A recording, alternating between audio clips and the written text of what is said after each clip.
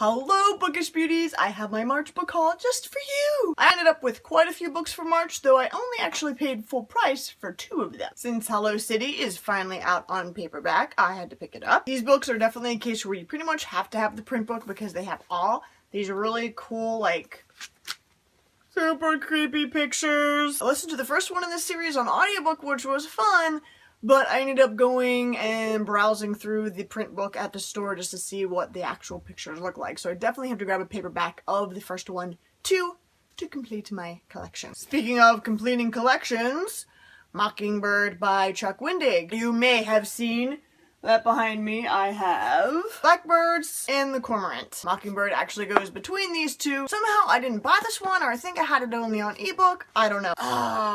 And I just discovered that they don't all match sizes.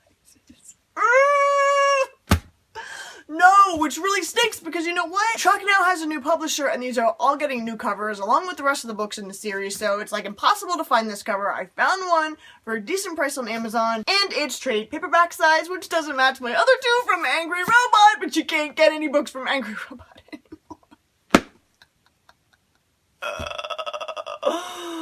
I guess I'm gonna end up buying the whole series with the new covers.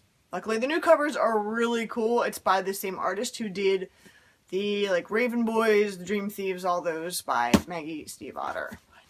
Oh, that stinks! I picked up a bunch of books at the library for super cheap. These were $1 a piece for hardback. And believe it or not, I never actually owned a copy of Twilight in print. I had the audiobooks and I figured, since they were on hardback, they still have the library thing on it, which I haven't taken off, which means they're, like, in amazing condition, and they were $1 each. Unfortunately, they did not have Twilight, so I only have the last 3 plus the novella, The Short Second Life of Bree Tanner.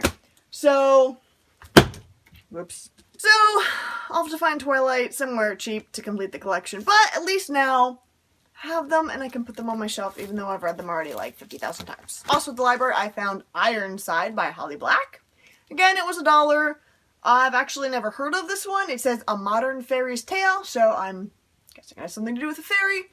So, sounds cool, and I'm liking Darkest Part of the Forest, though it's taken me a really long time to read because I haven't had a lot of time to read. I'm looking forward to checking out more of her books. Next is my thrift store haul. So, I actually bought a Danielle Steele book. There's a very specific reason that I bought this book. I'm doing the 2015 reading challenge, and one of the books is a book that your mom loves. Unfortunately, my mom absolutely loves Danielle Steele books, and this is one of her favorites. So when I saw it at the thrift store for only $1, I figured this was the cheapest way I was going to get it. I couldn't find it on audiobook anywhere, so why not? I don't know if she actually even owns a copy of this book, so I can give it to her when I'm done. Abomination by Colleen Coble. I actually don't really know anything about this book. This was the case where I picked it up, and the cover looked really cool.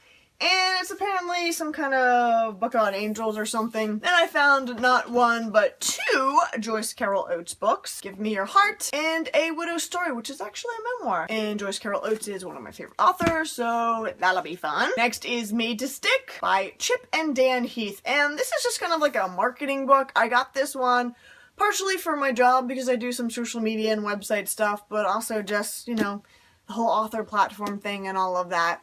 It is a book that I think teaches you how to, like, advertise and market in a way that tells stories and sticks. It was actually a book that was recommended to me by somebody and I saw it for $1, so why not? I was very excited to find this book by Stephen King, The Drawing of Three, which is the next book in the Dark Tower series. I read the first one and I just hadn't had the second one until now. Ooh, and this one actually has really cool illustrated pictures. That's cool.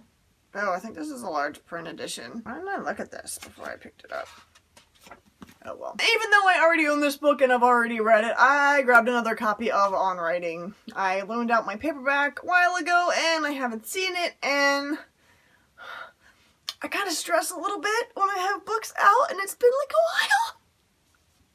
So I grabbed this one because I figured even if I do get my paperback back, it's always good to have an extra copy, and then I can loan out one without having to worry about it. I got 2 books for review this month. First one is The Land of Dragor, The Gift of Charms by Julia Suzuki. don't remember if I requested this one. When I got it, it didn't really look familiar, but it has a dragon. So it's possible I actually did request it. I don't know. Sometimes books just show up. This one I know I did request because it looked really, really cool. Sugar by Deidre Riordan Hall. This one's just a contemporary, but the voice of the character was amazing, and that's actually what made me accept this request to review the book. It's basically about a girl who's overweight and is taking care of her family. So she meets a boy and has to decide whether or not to help him. This, I think the author actually sent this. I can't remember if it was the author or the publisher, but she sent me like cool bookmarks and says the reflection in this mirror might be stunningly gorgeous. I think it's it's a sticker that you're supposed to put on your mirror, I guess. And also this really cute little fortune cookie. I think it's an eraser. And the fortune says, "Shine brightly." I like that. But that's fun. And lastly, I have 6 copies of the same book. I actually did have 4 more for a total of 10. And it is Chicken Soup for the Soul, thanks to my mom.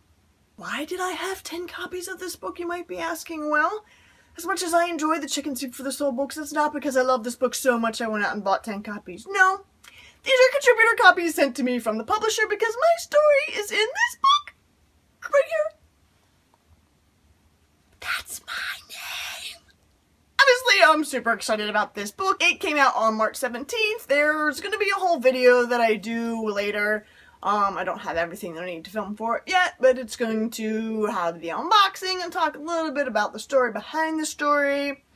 Basically, it's a story that I wrote about my mom and just some amazing things that she did that really had an impact on my life. So look for that video to come. There will also be a giveaway with it. Oh! You may have noticed I have less hair. I did get a haircut. And I do have quite a few videos already filmed, so yeah. My hair's just gonna kinda jump around for a while, sorry. This is a very tall book haul from March. I'm gonna try to pick them up. I don't know why I always try to pick them up, because they always fall. But here they all are. Thanks for watching! Oh, look at that. Oh, I did it! Only one fell.